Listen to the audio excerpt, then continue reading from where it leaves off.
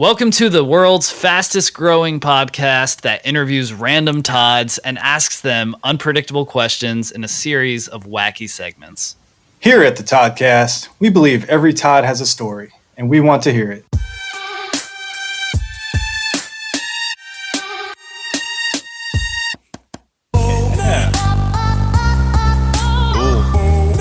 Those head nuts confirm that it is fire. Yeah. This is fire, for sure.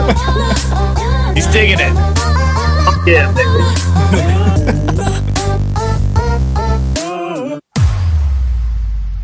Hey. Oh, hey. Yeah, you were digging it, right, Todd? Totally. It's fire. Well, you heard it here first. The intro is fire. And that's coming from today's Todd. This is Todd Pease, everybody. Todd slid into our DMs and he demanded that we let him on the show. So here he is. Yeah. Thank you. Reporting live from what you said, you're basically the top of Cincinnati over there, right? Yeah, the Queen City on the Ohio banks of the Ohio River on the 30th floor. So yeah, Cincinnati in the background. Yeah, everyone check it out on YouTube. You get to see Cincinnati from an angle that I don't think anyone's seen Cincinnati at. Except for Todd. Except he's the only Todd's person. Office. This is exclusive from Todd's office. That's right. Yeah, what a time to be live on YouTube now. So now this is really going to drive our YouTube audience. Oh yeah, build us you're a our YouTube audience. Oh yeah, everyone in Cincinnati is going to join in. They have to. Yeah. Like, oh man. So yeah. In your message, you let us know that you're a father of two, husband, commercial real estate, and you're an aspiring comedian. Are these all true? That last part was a little bit of a stretch. I wanted to. Well, I had to show you a little leg to get you guys excited to at least invite me on the podcast. Yeah. If I just end with father of two and middle-aged married guy, you might just kind of go to the next Todd. Oh. We leave no Todds unturned. Well, I appreciate that. So I'm not an aspiring comedian, but I do like to tell and listen to fun stories and interesting, funny things. Those are always good. And maybe after this you will become an aspiring comedian. Maybe. Who knows? I also enjoyed that you referred to us as homies. I thought I say that? Yeah, you said homies. So. Oh man, I must have been in a wild mood that night. I didn't know if that was the vernacular you always use, and just referring to people while you're selling real estate.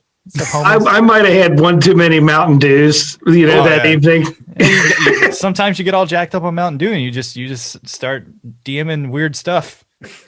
Sliding. Luckily, it was to the Toddcast, and luckily, I mean, look at you now. Yeah, right. Luckily, it was the Toddcast, and not some strange website. We've all been there. The Mountain Dew really takes you some weird places sometimes. Yeah, yes, it does. It does. One place it probably will take you is the dentist. Excuse me. Yeah. Yeah, I remember I used to drink a lot of Mountain Dew, and I used to have. It hurt my teeth. I think it killed all the enamel. Oh, that's good. Yeah. Honestly, you get past a certain age, and every once in a while you're on a road trip and you're eating beef jerky, and you have immediate heartburn, and your wife's like, "What are you doing?" And you keep eating the beef jerky. What goes with beef jerky? Like a giant Mountain Dew. Oh yes. One of those, like, not the 2 liter, but one of those obnoxious liters. Big gulp. It's like it's like a tub with like a lid on it. Yeah. Not advisable, but then you drink it, and you're right. You like the enamel is not what it was when you were 9. Yeah, so, it's like tiny gladiators with swords are just stabbing you right in the teeth. Totally, it's terrible. It's terrible. Yeah. So everyone out there, watch your Mountain Dew consumption. And no question, that's good advice. That's good advice, Brad. Hey, I try my best, Todd. I remembered your name. That's impressive. I remembered yours, which is even more impressive. I don't even know where I'm at right now. Yeah. No, but maybe you can guide us into a little more about yourself in our first segment. Once upon a Todd. All right. Once upon a Todd. So we sent you a question. We like to do a little bit different to learn about you with a targeted question nowadays. And that question is, who are the 3 people who have been most influential to you? Okay, good question. Well, you have to. Well, no, I'm not going to say 3 people that have been are my wife and 2 children. They're the best. So without them, none of this is possible. Good answer. It's like Family Feud. Good answer. Good answer. Good answer. Thank you. Well, they're the inspiration behind being a great Todd. You know what I mean? Oh, of course. So when I hear that question, the first thing I want to say, other than the absolute obligatory, in a good way, 2 children and my wife, without them, this would not be possible. I think of the Beastie Boys, Ad Rock, MCA, and Mike D. And those are 3 great people. Yeah. One RIP MCA, of course. Yep.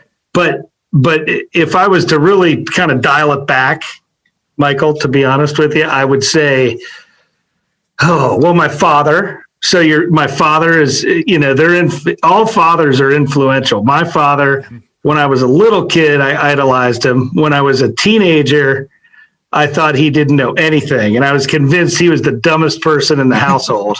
Yeah. Like literally knew nothing.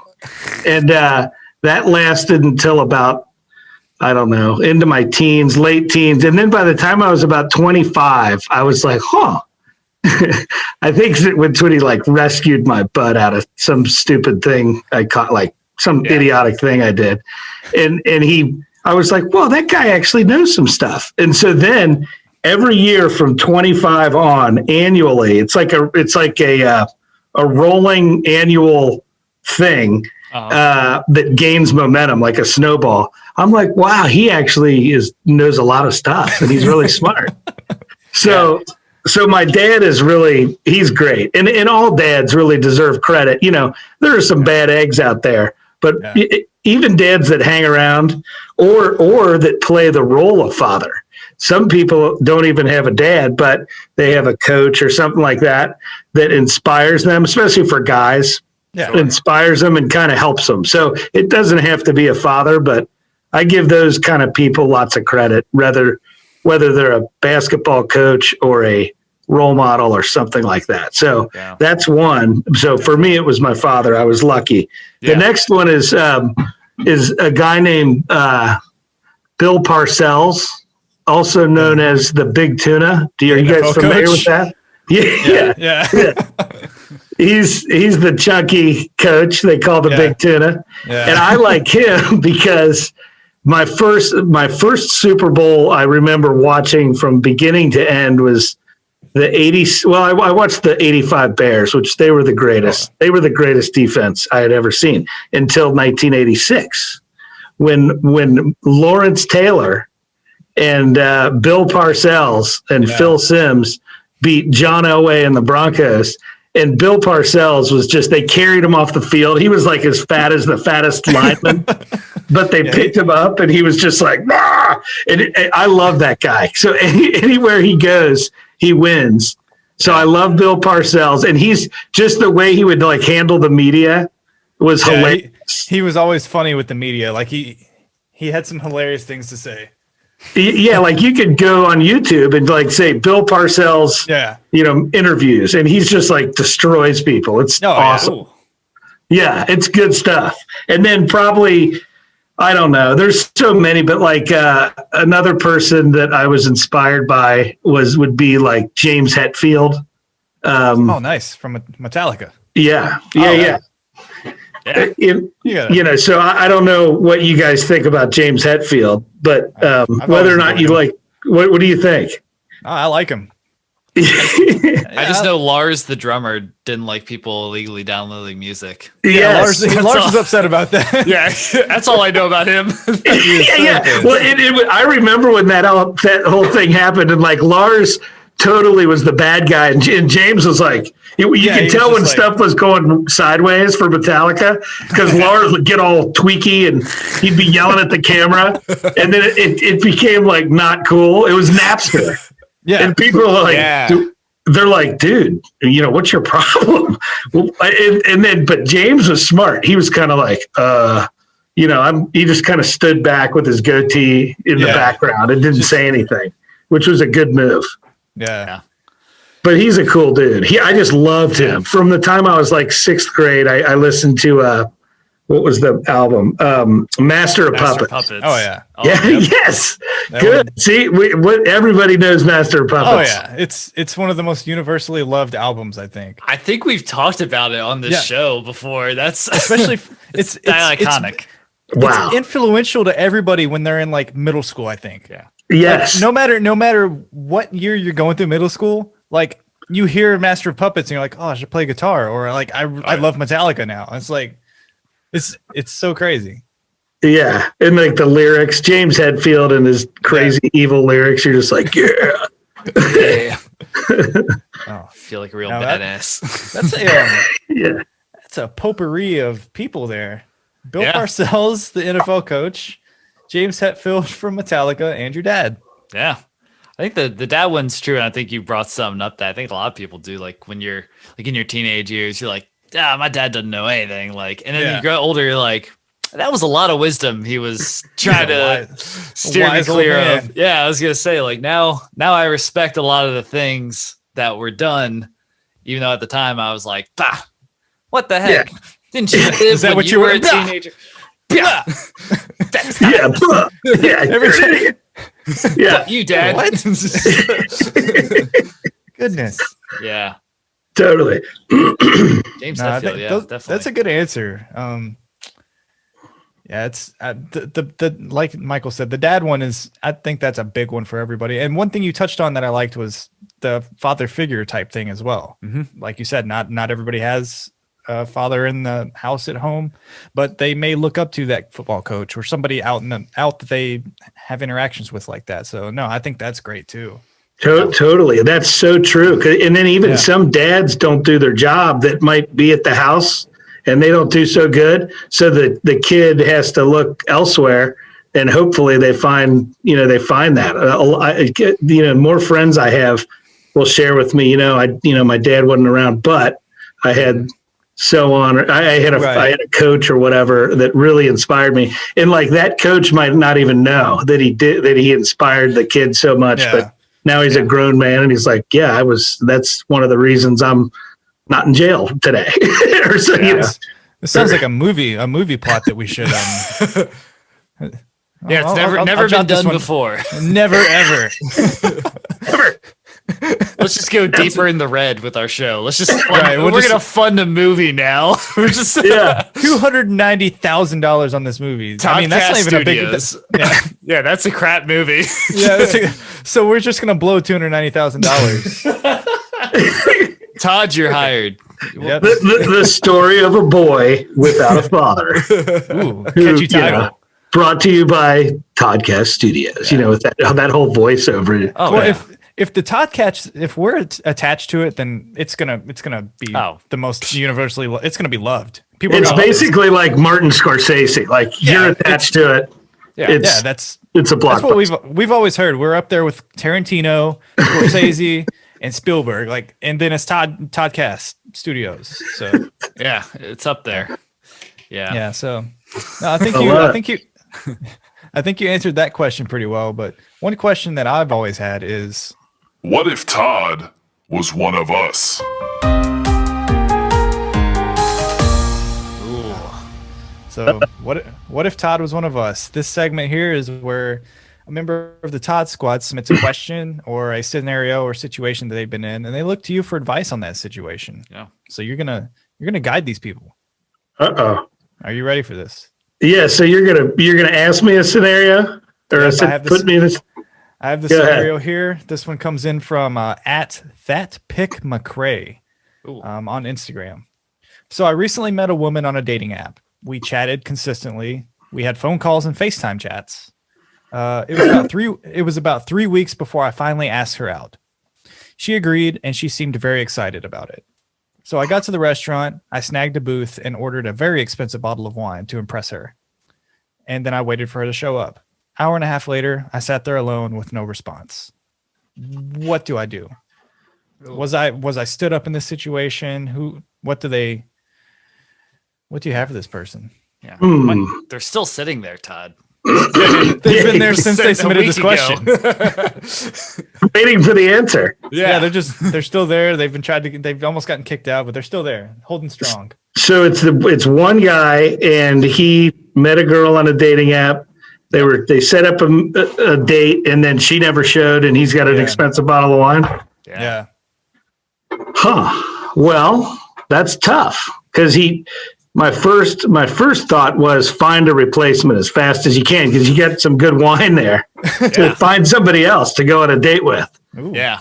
So if you have the ability to do that, now you need a good reason, and you need because whoever that girl is. I'm not in the dating scene, guys, as you may have guessed, but I was at one time. I was, and was I great. We believe it.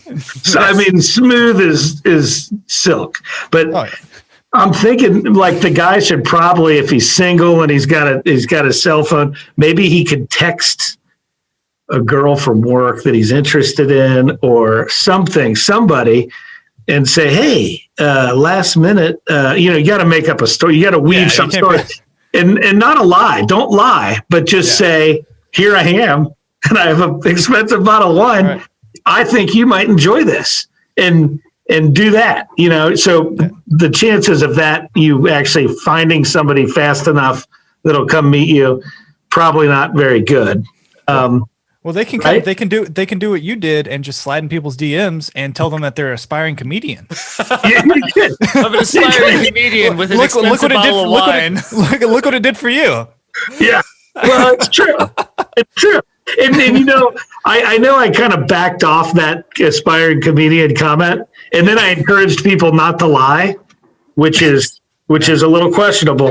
Ooh. But when my daughter said, "Are you really an aspiring comedian?" I'm like, "Why? I try to make you guys laugh every night at dinner." So hey, I try. Yeah. So I do try. You're meeting the specifications of it, so I think you're fully qualified. Yeah, you could argue your way out of it. So I don't know. And then like if you slide into DMs, which I never had back in the day, the dating days. Yeah. I did. I mean, we were just discovering texts then. Ooh, so sorry. Brad just is like, oh my God, how did they survive? What is this person? Wait, you haven't texted forever? What is this world you say you're coming from? But then the 2000s, the early 2000s. Oh no! Oh my God! How did you live? I don't know. Then it gets to a point where you just got to call your buddy who's always down for a cold beer and say, "Dude, I don't have cold beers, but I do have an expensive bottle of wine. Yeah. So let's just kill this thing. Yeah, and see where the night takes us." Yeah. Let's see. You just turn that classy experience into you just taking shots of wine to see who can get it down the fastest. You're like this super expensive restaurant. People were like out on like their dates and stuff, and you're just 2 pint glasses, please. just taking shots of wine. Yeah, literally. Right. And just kill it in like 5 minutes. Hey. And then you're like, all right, let's get some gin and tonics here, or something like that. Bring the glasses. Yeah. Ooh, yeah. Yeah. Well, and then you drown your sorrows because the girl stood you up. Well, I think that's one of the staples of being single is getting stood up and then drinking a lot to drown your sorrows away. Goodness. Yes. Have you ever listened to a country music song? No. There you go. Of course. Yeah. I mean, 82% of them are written about this exact scenario. You're right. Hey, we need to write a song about this too. Toddcast Studios. We got more content coming out. We're a global conglomerate. We're just doing everything. Sad country songs. You do need a lot of content. I mean, that's just another avenue. Yeah. I don't know. Is this content? I don't know. We'll just use this as this. We're going to take you on to every project we have now. So yeah. I'm happy. We don't have a fancy office to give you, but he's a commercial real estate agent, so he can help us acquire a building that we can move into to fund all these projects. There we go. Can you? Well, yeah, and nobody wants office space right now, so the pandemic makes it friendly for us to find one. Oh man, cheap. Oh, we can just go squat. Let's go building squat. Let's go squat in an office somewhere. Toddcast Studio, squatters' rights. Squatter rights. Let's take over a full skyscraper somehow. Yeah, loophole. There's nobody there anyway. It's not like they're gonna find you. You get one building, I'll get another one, and then we'll just own two of the biggest buildings in downtown Raleigh. My goodness. Oh, wow. Perfect. No, but yeah, I think I do like you just because I think one thing you brought up was just texting people or people that you've been interested in. Maybe this situation puts you in a bold where you feel bold and you're just like, hey, spontaneous. You don't overthink it and you invite somebody that you've wanted to ask out. Yes. And I think works. that's Brad, I think that's wise. That's a wise thing because I mean, there's dating apps. I don't know. I've never been on one but I know what they are. And it just seems like a pool of desperation. You know what I mean? Yeah. Like, it's like, I mean, I'm not going to say. Wait. That's how I found my wife. In my pool of desperation. Oh no, I'm sorry. No, I know exactly what you're saying. She was your lifeguard in the pool of desperation that you were drowning in. The lifeguard. You're drowning. Thank God she was there. Just Baywatch. She comes running over. Yeah. That's hilarious. I'm sorry. I didn't mean it like that. Oh no, I didn't.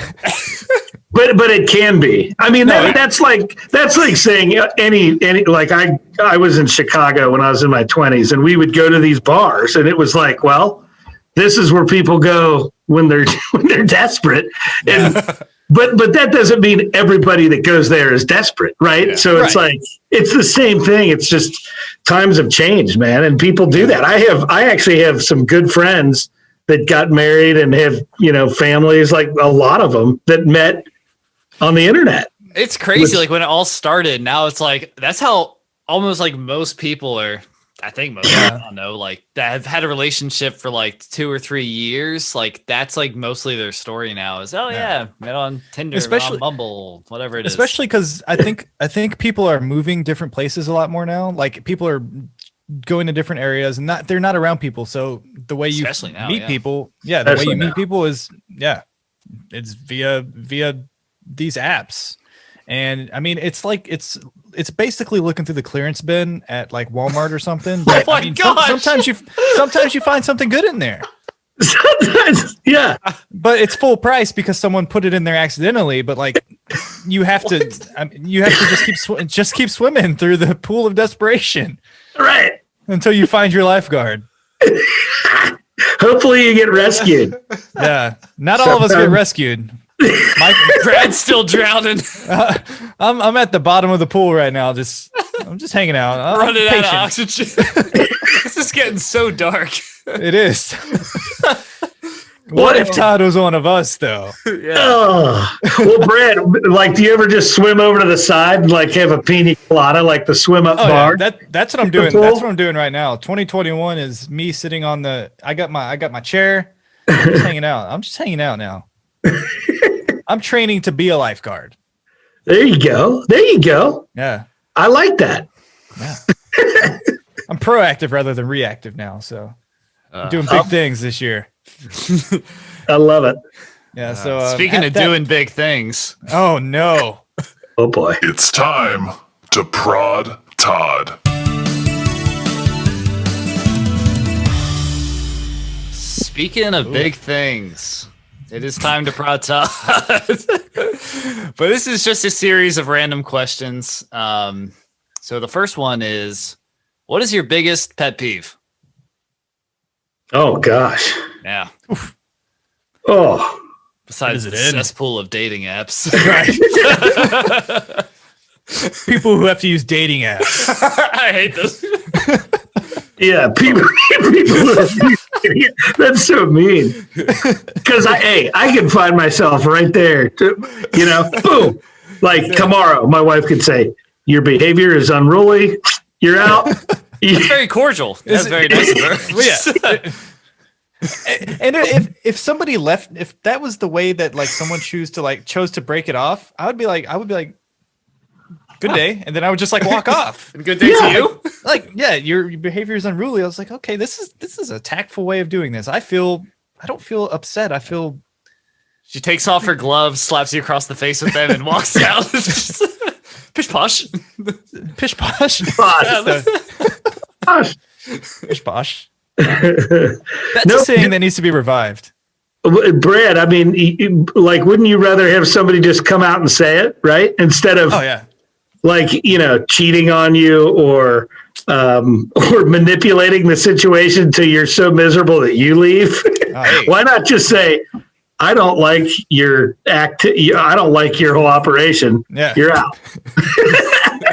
I don't like your order of operations. Yeah, I don't like the order of operations in this establishment. I am out of here. I'll take my business elsewhere, sir, or ma'am. Is that like what it was like way back in the day? Like if you watch like in a movie, like that's the way of the talk. The talk back in the late 90s and early 2000s. You mean? No, not the I grew up in a household. I used to sound so much more proper. Didn't they have black and white? They had black and white movies in the 90s, right? Well, they did, but not. It was like on purpose. It was like. I was established in the 90s. I'm not that young. I have no hair. Under this hat is the shiniest head you've ever seen. It is. What were we asking? Oh yeah, biggest pet peeve. Biggest pet peeve. So this is good. This reminded me of my biggest pet peeve. When people aren't just like straightforward and I hate bald people. Yeah, there's nothing worse than a bald man, especially if he's on a dating app. Oh God. 2 strikes. Get this guy out of here. Bald people on dating apps. I hate them. Oh God! All right, let's roll through this. You're doing great. And I'm not going to tell you what the 3rd strike is. You got to find out for yourself. I'm sure it'll come up later in the episode. Yeah, right. It's bound to.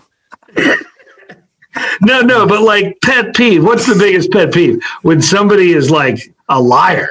There's nothing worse than a bold. I don't know if the phrase. I just said bold-faced liar, but is it ball? It's bald-faced liar. I seriously think it might be. We might have to Google that after the show. You have no facial hair and you're a liar? You're the worst kind of person. Jeez. You're out. No. Swipe left on you. Liars. Yeah, liars. Liars are the worst. Their pants are on fires, I hear. That's what I've heard. Yeah. Smokey the Bear is not a fan of that. No. Not a fan of liars you either. Can prevent forest fires. Yeah, tell the truth. Tell the truth. Now, sometimes you can tell too much of the truth, and like if you really don't, if you just it doesn't set you free. It actually gets you in trouble. That's a good point. It sets you free, and then it brings you right back around into the entrance of the jail. You talk yourself right back in there. Yeah, I have heard the phrase. Well, maybe I should. Well, it's something like. Oh gosh. Uh-oh. Brad just looked at the clock. He's like, dude, the segment should have been wrapped. We're not even through the 3rd question. No, but like there's a phrase, and I'm uncomfortable with this phrase, so I'm not condoning or supporting this phrase. Okay. But it's something to the effect of don't lie, just don't tell. Wait, what?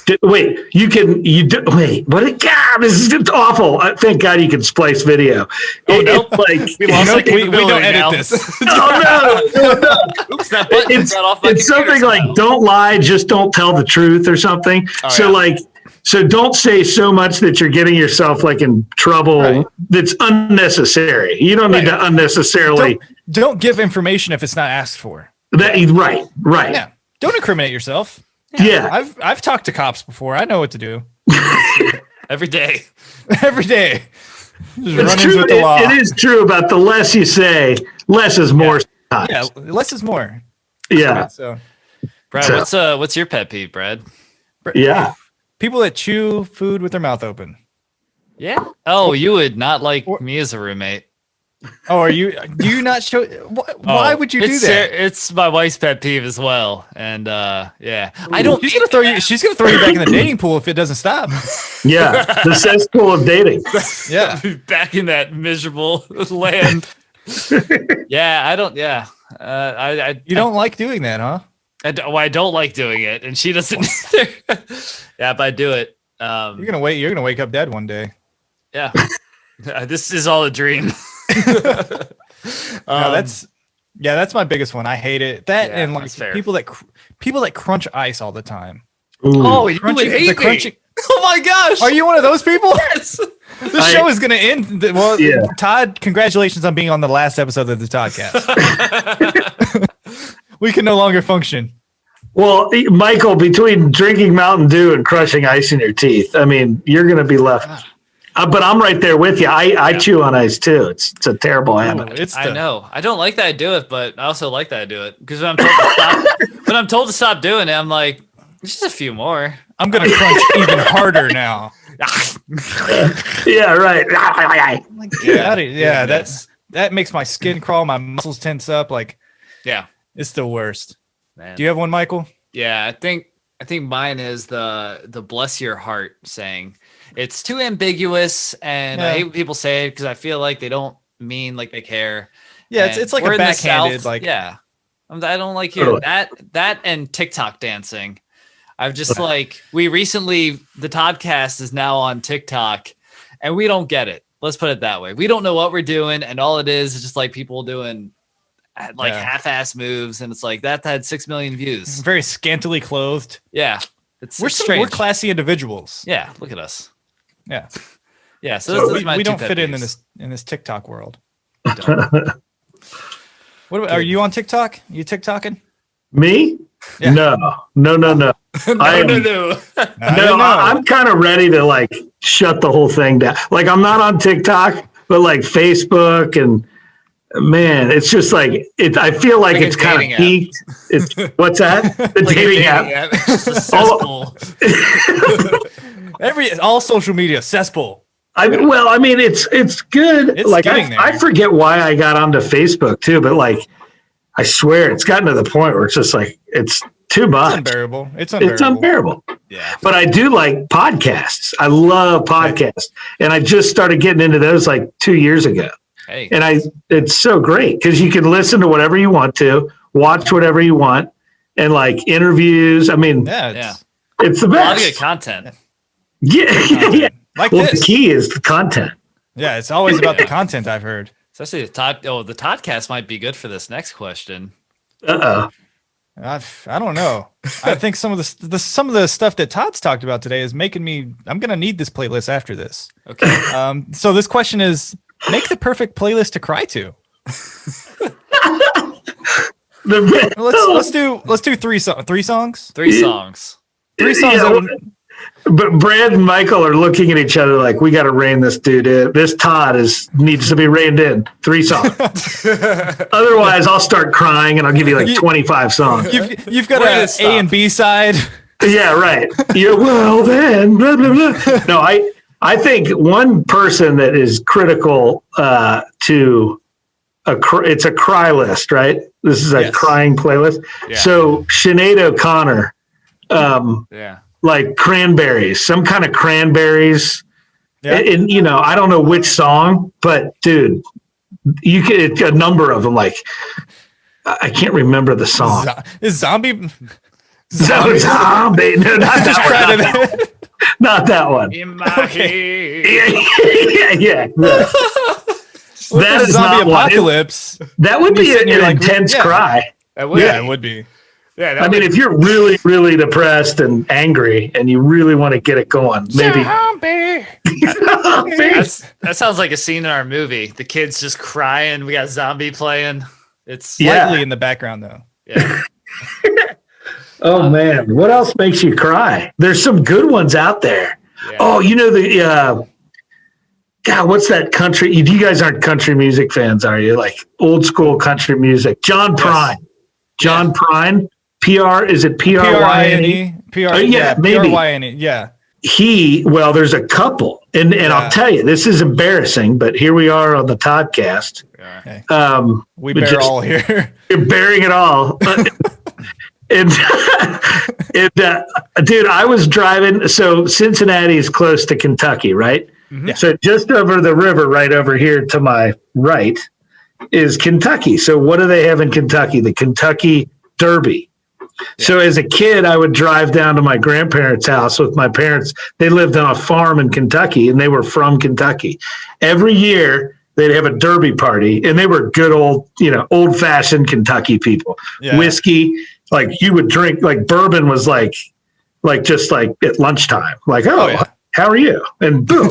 And we'd watch it on the TV, and there'd be like 15 adults, smoking cigarettes inside the house, back in the day, because that's tobacco land down there too. So like they're extinguishing their cigarette and then drinking their bourbon, and it's like literally like 2:00 in the afternoon.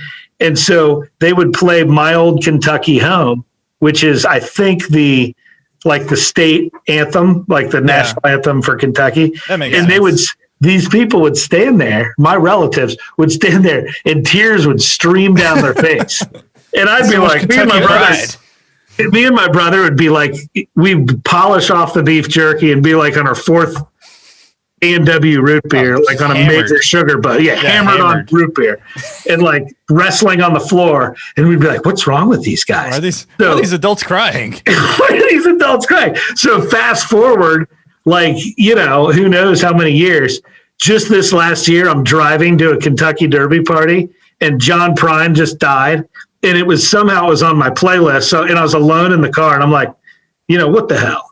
John Prine, My Old Kentucky Home, starts playing, tears running down my face, and I'm sober. Goodness. And I'm like, I'm like wiping tears from my face. It was like a Pavlov's dog kind of thing. It was really weird. Oh man, that's a stupid story, but I'm sticking to it. But here's the thing: is like you could put 80 country songs out there and throw a dart, and pretty sure one of them it's gonna make you cry. Whatever it hits on, like country, I could have made a 80 song playlist with country songs that make me cry.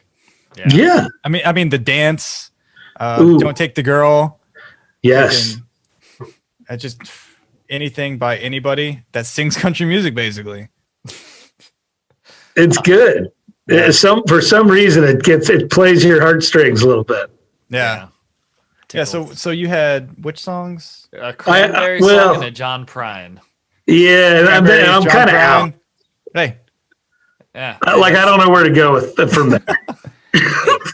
A 2-song cry is enough. Yeah. What are your 2 songs there, Michael? Yeah. Well, you got In the Arms of an Angel by Sarah McLachlan.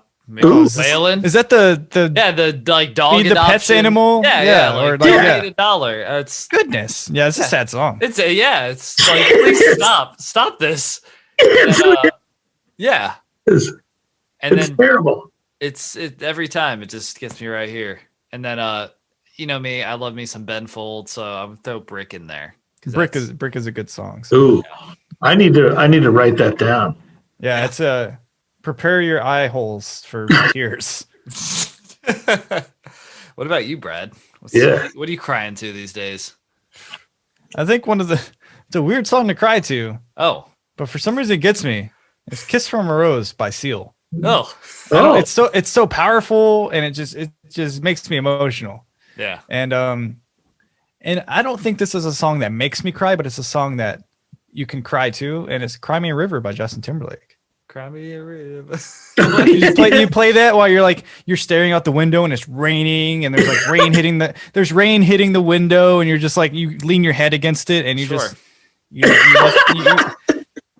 this is a man that's stuck in the dating pool talking about this is an every night thing for me. This is Siri, play my crying playlist. Hey, Michael, can you come get a garden hose and spray water on my window so I can just get the full effect? It's not raining tonight. I need this. Wow. Yeah. Wow. Oh, what a selection of crying songs. But, crying's it's a powerful thing to do. Yeah. But this next question here, we're gonna ask you to choose a roommate. Yeah, these are two comparable people here. Okay. The contrast is hilarious. So we have the Cat in the Hat or Elon Musk. Oh, you have to choose? Yeah. Which one's your roommate? They're in your house now. They're in my house and they're like, okay, we're going to sign a lease together. Yeah. Then I got to push one out. Lease. They both have 3 years. Dude, I'm going with Elon Musk all day. You want the Cat in the Hat? Yeah, well, I don't. That guy. I don't even know anything about him. Oh. He's highly questionable, and he's got that hat. Who was it? Mike he does Myers have a hat. Played him. Yeah, Mike. Yeah. Ooh, oh yes. Yeah. Since Mike Myers played him, I'm leaning Elon as well. He gets out of character and starts being Austin Powers. Yeah. I mean, he would be funny as Austin Powers, but he'd be annoying too as Austin Powers. He'd want to kill him. He would be Shrek, and then he would turn into the Love Guru, and it would be terrible. It would just go downhill once he hit Love Guru. Totally. Get out of here, Mike Myers. Why don't just be the Cat in the Hat, please? Oh God. Yeah. But Elon is the kind of guy that I feel like he's gonna wake you up at like 2 a.m. and be like, "Yo, let's go to space. Let's go do this." Like, get out of here, Elon. Yo, let's go. Yeah. No, what do you mean get out? I'd be like, let's go. What are you talking about? I don't want. I got to go to work tomorrow, man. Yeah, not all the time, Elon. Yeah. Not on a Wednesday. Yeah, it's Wednesday at 2 a.m. No, I'm not going to space. Mars can wait. I got 3 meetings tomorrow that I have to. I'm working on a PowerPoint right now. Okay, get out of my face. I'm working on a PowerPoint. The boss is gonna kill me if I don't have the spreadsheet done. Yeah, but he's just talking about SpaceX. Elon's got that look on his face, like there's always about to be a little bit of mischief and probably some good parties. Oh yeah. Like Elon would have good parties if you were roommates, like good ones. He would probably give you a Tesla. Oh, yeah. Is part of the deal. That's cool. I'll deal with that. I'll deal with that. It's better than the Cat in the Hat coming in and ruining your living room. It's like, oh, let's go on this adventure and learn about reptiles. I'm like, no, I don't want to learn about reptiles, man. I just told Elon I got stuff to do. Stuffs. Stuff. Oh man. Yeah. I mean, Elon has a wife and kid, right? Yeah. I think so. Do you have to live with his wife and kid? Yeah. Oh. Yeah. Wait a minute. That's kind of weird. I'm Cat in the Hat. The Cat in the Hat has a fish, I think. He has a fish. He brings that fish around. So a fish is chill. No, but I feel like if it was Elon, like we'd leave our wife and kids at home, we'd have like our bachelor pad. Maybe like see, this is starting to get out of control. Yeah, but since it's a fantasy this world, one back in. yeah, bring him home. No, but dude, I don't know, dude. He's a cool guy. How cool is Elon? I don't know why. I don't know much about him other than just his interviews and he was a dorky looking guy back in the day. Was he living it up? Yeah, he was looking real weird. Was he like a total geek guy? Oh yeah, I mean he's kind of cool now. He wears a lot of suits and he tweets a lot of weird stuff. He's weird on Twitter. Oh, see, I'm not on Twitter, so he could you're missing out. You would get in-depth Elon intel. Are you serious? Yeah, you got to follow Elon. If you my impression of Twitter though, dude, I don't think I can handle it.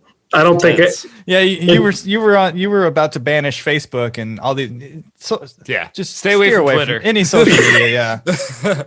It's like when your friend can't handle like whiskey. It's like no, Bob, I don't think you should drink whiskey, and you should probably leave the vodka and the Goldschlager alone too. Like I'm that guy. I can hardly handle Facebook.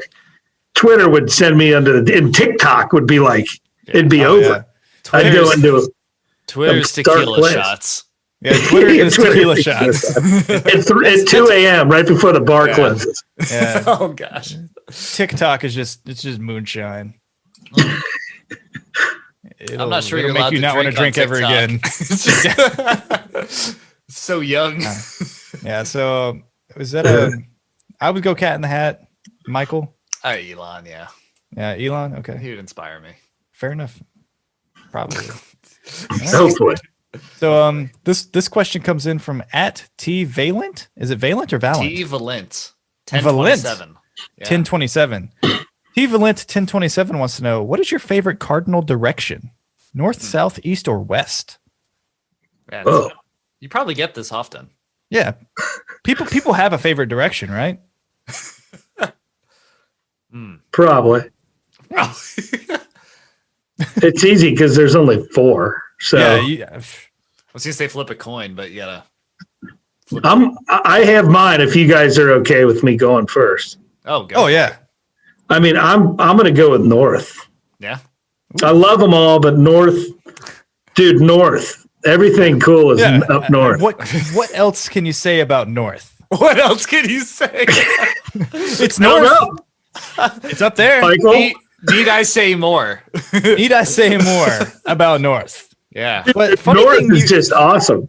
You should say that because I was going to say north as well. I'm a north person. I'm going to be bold here, guys. I'm going to go south. Don't go south, man. We've already disagreed on too many things. Going south. This is the biggest one.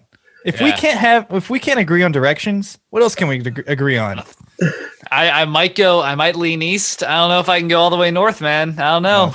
The fabric of this podcast is being torn right in front of our eyes. North to south, it's being stretched. Right.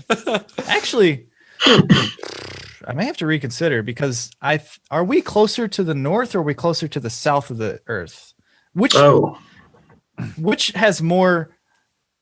Because we're above the equator, so we're obviously closer to north. So there's more under us, and it gets a lot warm. You know what? I'm staying north. Yeah, the south is it's just too hot, man. Yeah, it's so hot down there. Yeah. Well, what is it? What parallel is it that divides the Earth? Like the 50, not the 52nd. No, the equator. No, well, what am I talking about? I'm just to make myself the 50 states. Well, because I go to Michigan all the time. Because you guys are down, you're south of the Mason-Dixon line. You're considered southern North America, right? But I go up to northern Michigan a lot for like vacation, and I love it up there. And so there's a restaurant where I eat pancakes, and it's called like what a way to say that. Yeah, it's my favorite pancake eating place. We all have one. We all have one. And I think it's called the 52nd. It's the 52nd parallel. Man, I don't know what it means. Movie about different dimensions. Yeah, dude, I've gone down. I feel like Elon would talk about this. Oh, Elon would be. He'd solve. Don't bring up the 52nd parallel to Elon. I typed the end of it. I typed in 52nd parallel pancakes on Google, and it gave me a paleo peach blueberry pancake recipe. First thing that came up. Yo, send that over to me. Yeah, sounds good. I would eat that. That sounds good. Yeah, I mean, many people argue about the directions. I think we're sticking together north, and we'll leave this guy going south. Yeah. The next question is crispy or crunchy bacon? Oh. Wait. What is this question? Yes. It says crispy of crunch. Wait, hold up. We have a typo in our show docs. It says because also crispy and crunchy, I think are the same. I'm gonna revise this and say crispy or chewy bacon. Ooh, because the show document itself says crispy of crunch bacon. So chewy or crispy bacon. That's like a new cereal, crispy of crunch bacon cereal. You'd have that. Brought to you by Toddcast Studios. That's right. Now we're in the cereal industry. We're General Mills. We're out of the red with that one. Yeah. Oh, it's the only profitable product we have. We have to use it to pay for all the money we spilled into the freaking movie. I'm going to say, man, if it's too crunchy and it just like falls apart, like you pick it up and it falls apart, that's bad. That is not good. So I'm going to go chewy.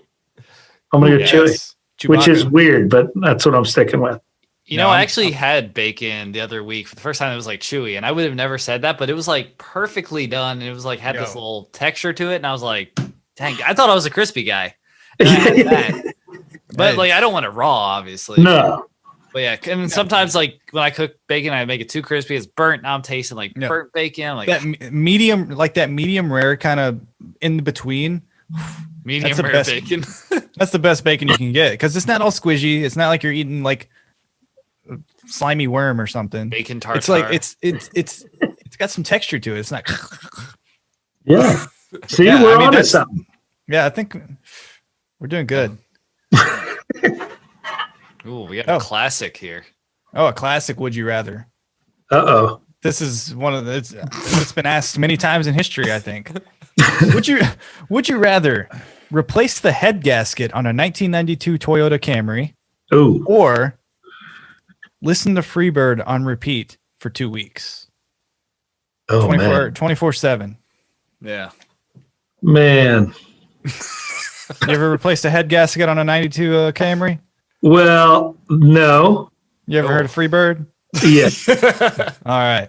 So we're getting somewhere. So I think I love and you guys might make fun of me, but I like the song Freebird. I appreciate the song. Oh, yeah. I love it. But it's a good song. Yeah, it's a good song. But like 2 weeks, did you say 2 weeks? 2 weeks. Yeah. On repeat? On repeat. I mean, that's not cool for any song. It would. But will it take you longer than 2 weeks to get the head gasket replaced? Well, you guys might know, like head gas, I am not a handy guy, but I would like to try to I would like the challenge of that, and then the sense of accomplishment, even if it took me 2 weeks. But I don't think it would take me 2 weeks. Yeah. You don't. All right. This is I'm with you. I think I would rather change the head gasket. I mean, YouTube, you can look up YouTube. You can go to YouTube right now and get a step-by-step tutorial and have that. You'd be in the clear in like 8 hours. Oh, yeah, I found one. Yeah, there you go. And they got some parts at O'Reilly Auto Parts. Not a sponsor, but hey. Soon to be. Sponsor us, soon O'Reilly Auto Parts. Yeah, if they know what they're doing, they will. Yeah, that's right. Hop on early. We're the Amazon of podcast. Just wait. Right. Sponsored we by are Amazon. both Jeff Bezos.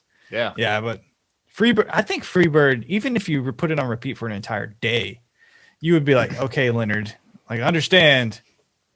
You love playing the guitar. Yeah. This solo is too long, and these lyrics, they're albeit they're good, but I can't. Here's the thing: while it's playing, it already feels like it's on repeat. So to then put that on repeat would be like, oh my gosh, wait, right? Because when you listen to it once, you're like, wait, what? It's Tuesday. I started listening to this on Saturday. It's like you're in some sort of Freebird is like a time machine. You're in some sort of time vacuum. You're not affected by time when you listen to Freebird. We're gonna put that on a T-shirt. Freebird is like a time machine. Hey, many people, shelves. And it's one of the most popular things to yell at a concert, though. Oh yeah, you could be at any concert. Oh yeah, George Strait concert. Play Freebird. So I played live music throughout like high school and college, and it was like play Freebird. I was like, we're like a folk duo up here. We're not gonna just start. That'd be like the ultimate troll, though. Is literally just playing Freebird and be like, you guys, y'all asked for this. I feel like every musician should know how to play Freebird, and they should just lead off with Freebird to get it out of the way. Oh yeah. So you get ahead of the hecklers, and then you can just do your set. Who cares? We don't care if you're people yell at you like, dude, we played that already. Yeah, we already. You should have got here earlier. We played Freebird. You play Freebird. Imagine if every concert started with a Freebird cover. Everyone would be like, "Oh, okay, we don't have to show up for the first 22 minutes. We're playing Freebird. Yeah. We'll start trickling in towards the end of the solo, and we'll be front stage." Because over time, people will be like, "Okay, it's effing Freebird again. I'm not doing this. I'm not listening to Freebird. You're a Bee Gees cover band. Don't play Freebird. It doesn't fit your genre." Oh. All right. So replacing the head gasket on a 92 Toyota Camry. That seems like a good if I ever come across a Toyota Camry, a 92 specifically, that needs a head gasket, I'll be in touch with you, Todd. Yeah, I'd love to join you. It'll be fun. Yeah, it'll be a team building exercise for Toddcast Studios. Yeah. All right. Do you mind if I bring alcohol to that event? Oh yeah, I would encourage it. It may change the time limit, the time that it takes for us to fix it, but yeah, I'm quite sure it would. I'm quite sure it'd probably be like a 2-day event. Like, let's take a break. All right. This last one we got here is on a scale of 1 to 10.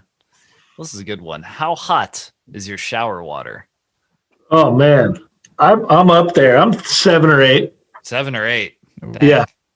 So I see we have similar very pale complexions. Yes.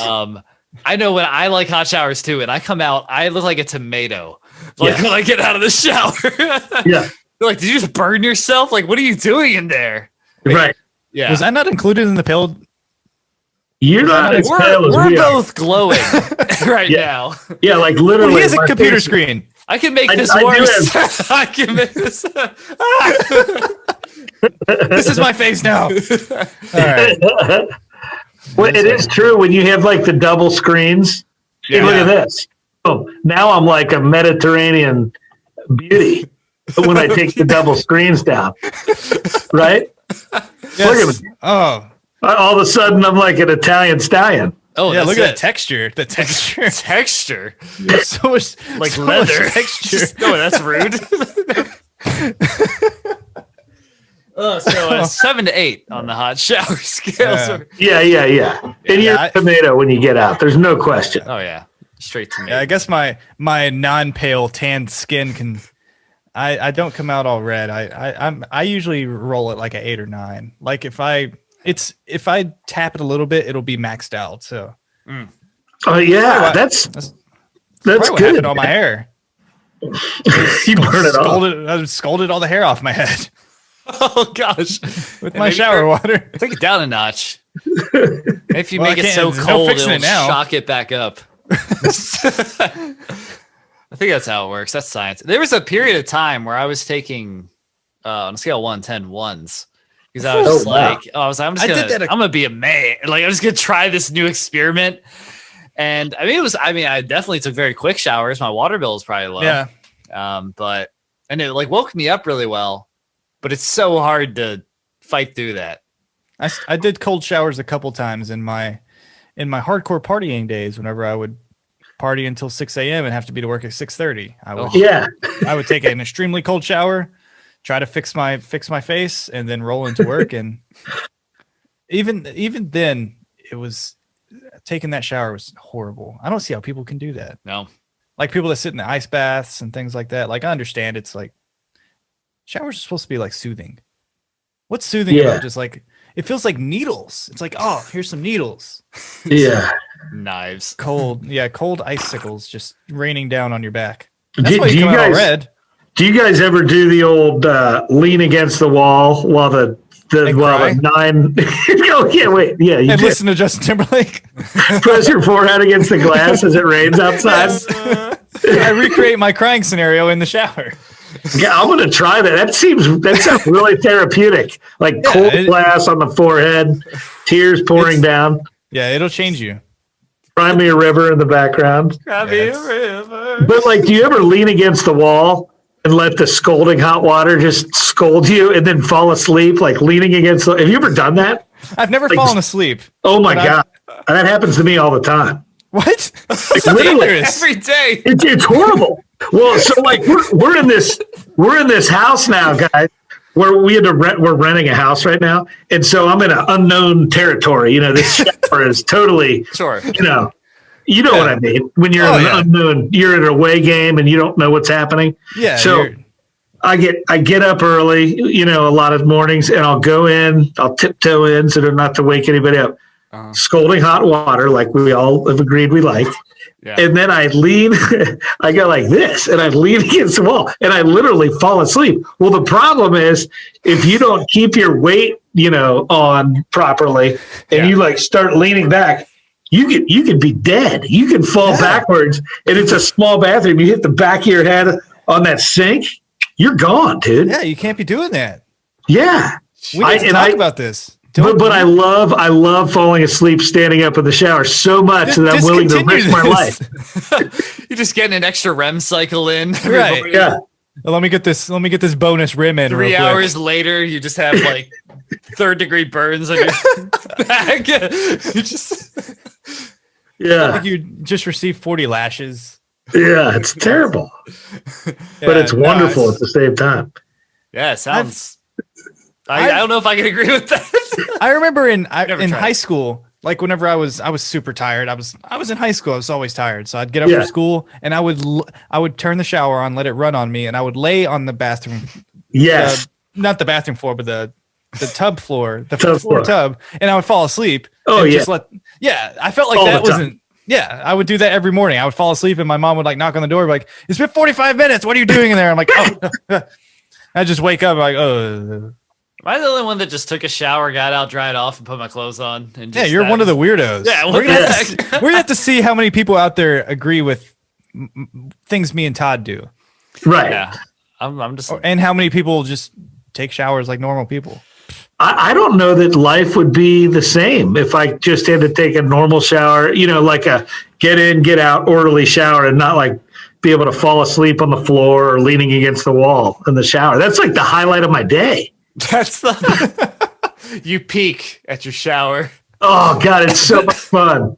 It's so much fun. And my kids will yell at me, "Dad, are you sleeping in the shower again?" I'm like, "Whoa, whoa." And then that's when I almost have died a couple times. I'll look up and lean back, and then you lose your balance, and you can fall backwards, and game over. Yeah, jeez. And it's even more unfortunate because like when you're found, you're in a state that you don't want to be found in. Right, and I've thought about that, Brad. You're dude. Me and you are right there because we got the mind meld. Mind meld, because if you do, like if you crack your head open and you're unconscious or dead, then you're naked on the floor. Yeah, it's the worst way to be found. Yeah, with like all kinds of scolding. What happened to this person? Yeah. Like you're like all shriveled up because you're like the water's made your skin all wrinkly. Oh, it's like what happened? Is this a raisin? Who dropped this raisin in the bathroom? Dropped this retired grape in this bathroom. You know what they say? Raisins are just retired grapes. Yes, sir. I'm with you. Man, well, I'm gonna ripcord us out of this tragic freaking scenario. Thank you. Next one. That's odd, Todd.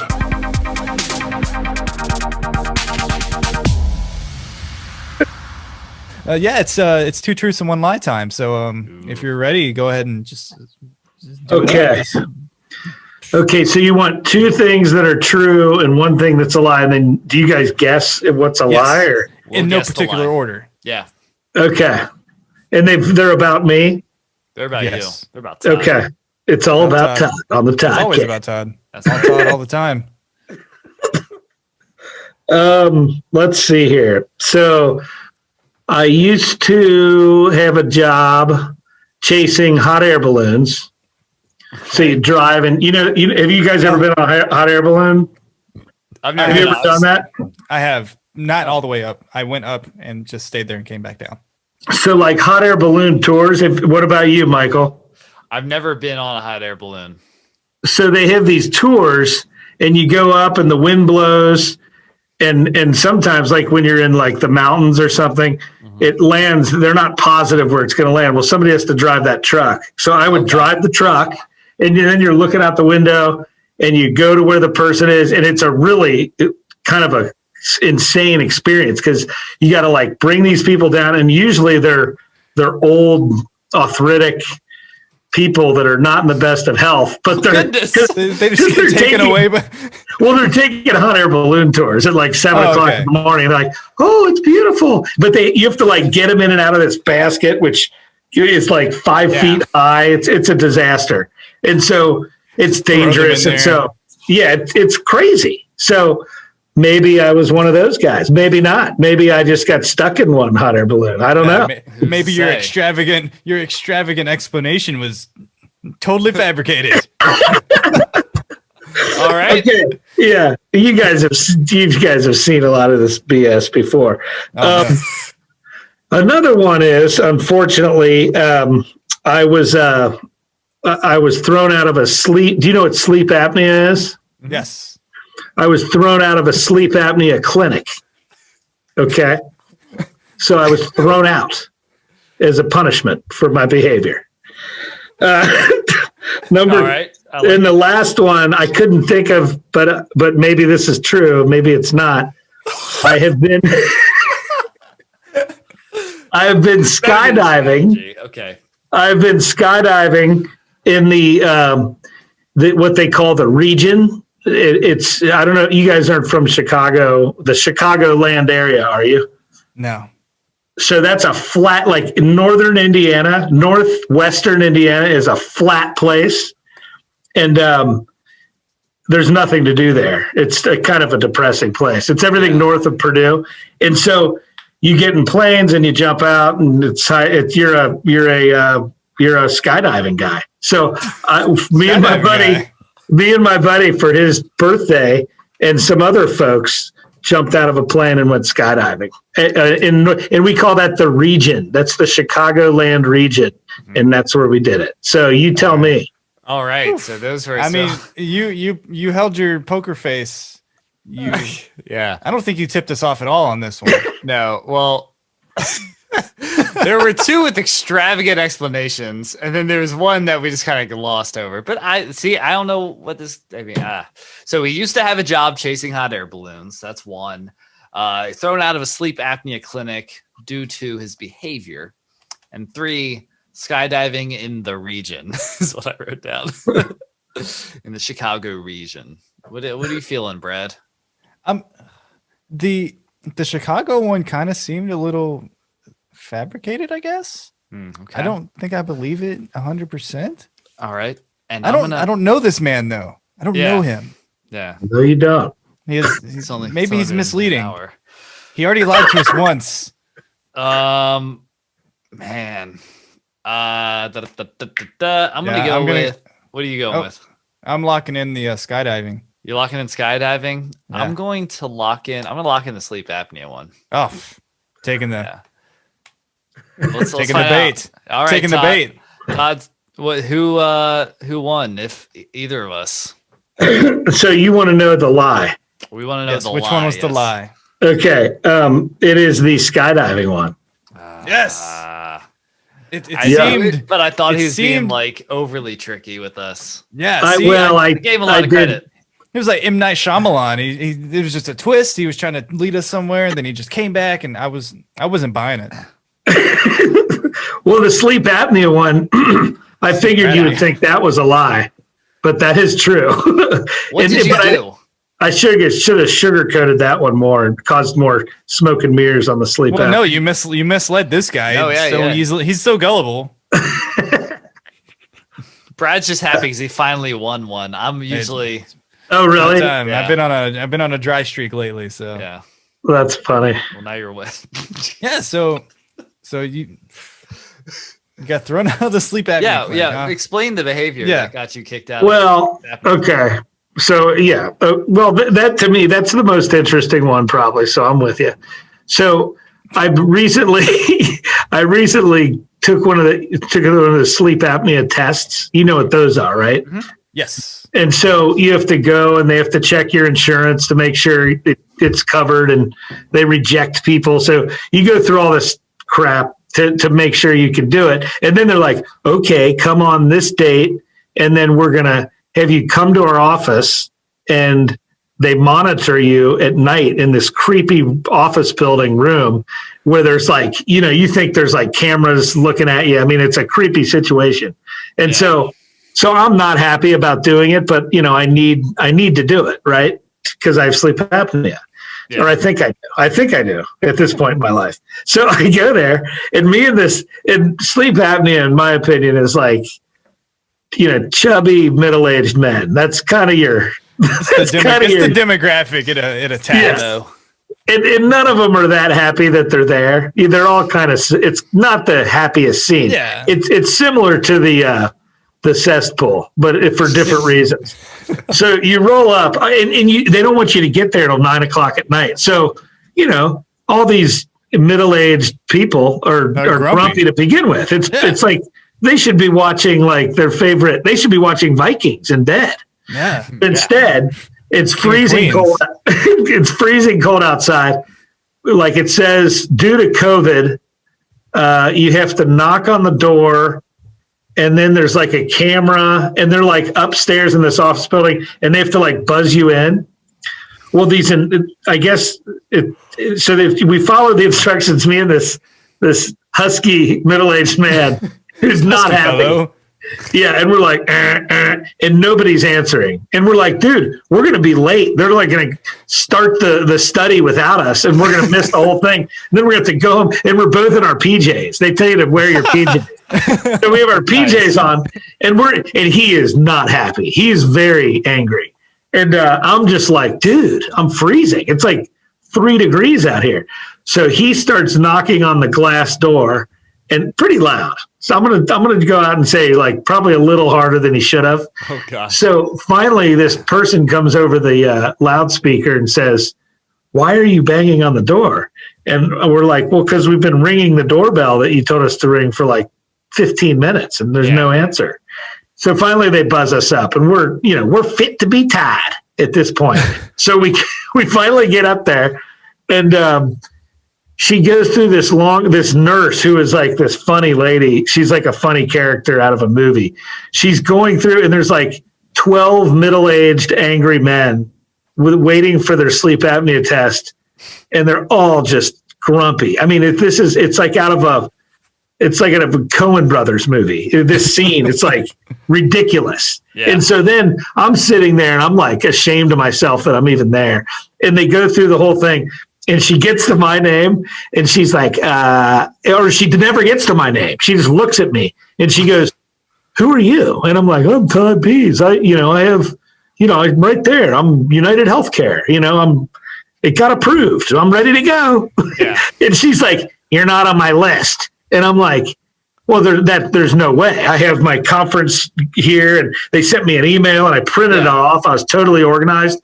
She's like, "No, you're not on the list. You were rejected. Your healthcare came back and it was rejected. So you have to go home." And I'm like, and at that point, I'm like, dude, I came here to sleep. Yeah. I came here to sleep, and I'm going to sleep. Yeah. Just lay on the floor. I'm like, "Well, what do I have to do? Can I like pay cash or something, and then we'll figure it out later?" And she's like, "No." And then I'm looking at her, and she looks at me, and she's giving me this scary evil eye. And she's like 4'11", this little lady. She's like a little grandmother staring at me with this. And she was mean. She had dealt with my kind before. She knew how to, how people that can like look at an angry dog and they're not scared.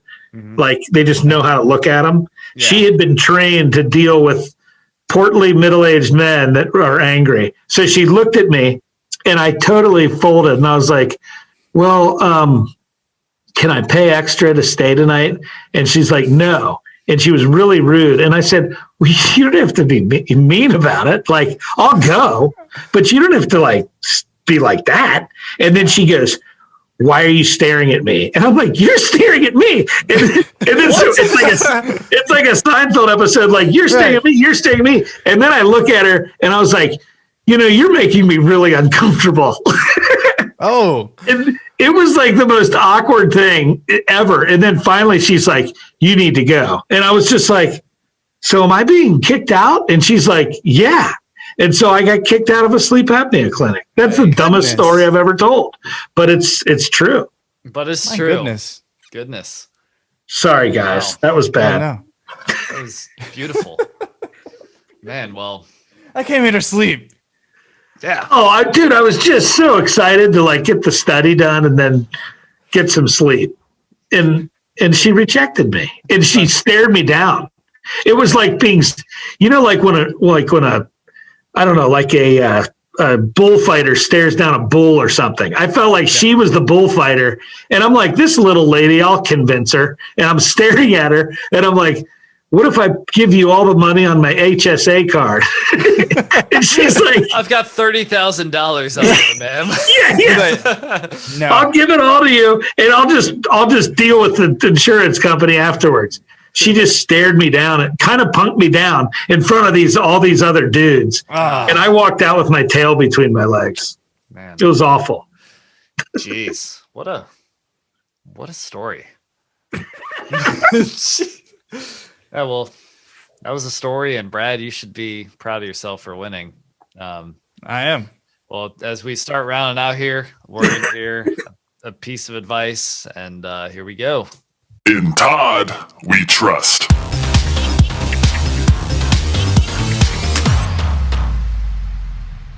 Yeah, sorry.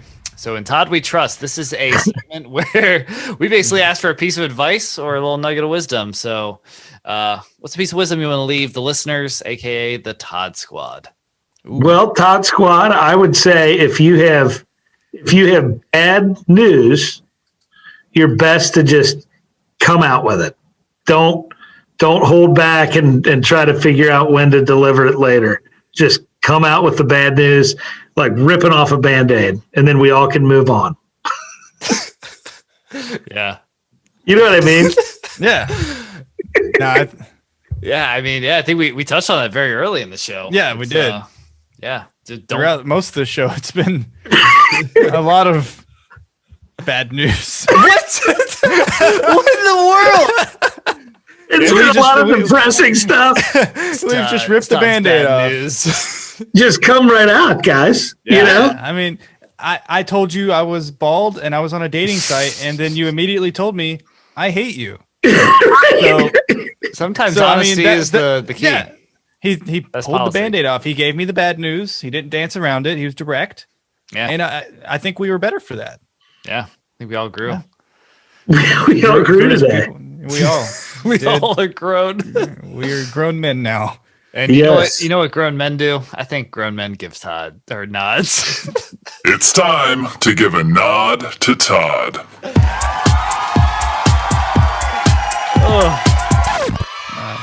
Yeah, I think your premature nod earlier threw off the entire flow of what you were going to say. I know.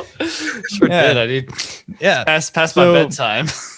Yeah, this nod's for you, Todd. Thank you for coming on the show and giving us lots of laughs. We had a great time, and Giggles. I think you were playing coy about that aspiring comedian. Yeah. Oh, yeah. I love this. I wish I had your guys' job. It looks like fun. You gave me some chuckles. Yeah, we get a high salary here. Yeah, you can have my real job, and I'll just continue doing this as. Yeah, I'll continue. I don't know why I would give him the job that I get paid for. Yeah, that's a strange giveaway, but I'm homeless, but I can record the Toddcast. I'm coming from your local Starbucks. So we're closing. Shut up! I'm recording. I've got Todd Pease on. Get me a venti. No, but if everyone out there, give Todd a follow on Instagram. Check him out. Mm-hmm. Check us out on Instagram at the Toddcast Pod. Check us out on all platforms. We're on Instagram. We're on Twitter. We're on the TikTok. Ooh. Are you on the Are you on the evil Facebook? We are. We are on the Facebook at the Toddcast Podcast. Oh, I'll follow you there too. We own all social media platforms. We're there. We have a presence. I love it. Yeah. And don't forget to subscribe and like us on YouTube. You get to log on and check out Todd's face, Todd's sweater. He's got some framed things behind him, and the backdrop. You get to see Cincinnati. Hey, there's a cool building. It's been a good time. So go ahead and check us out on YouTube. Like and subscribe on there. And last but not least, go ahead and subscribe, rate, and review the Toddcast on whichever platform you find podcast. Yeah. Yeah, and also don't forget, keep your ears peeled out for Todd's comedy special coming to Comedy Central soon. Ooh. And with that, I'm Michael. I am Brad. And and he's Todd. And I'm Todd. And you guys are great. Oh, hey, we're okay. We're all right. Don't give us too much credit.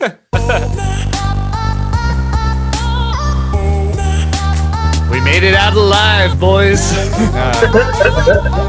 I feel dead inside after that. I feel dead. Dead inside. Another Todd bites the dust. Another Todd bites the dust. Ooh. Now that'll be another hit song we have on the exactly. the radio.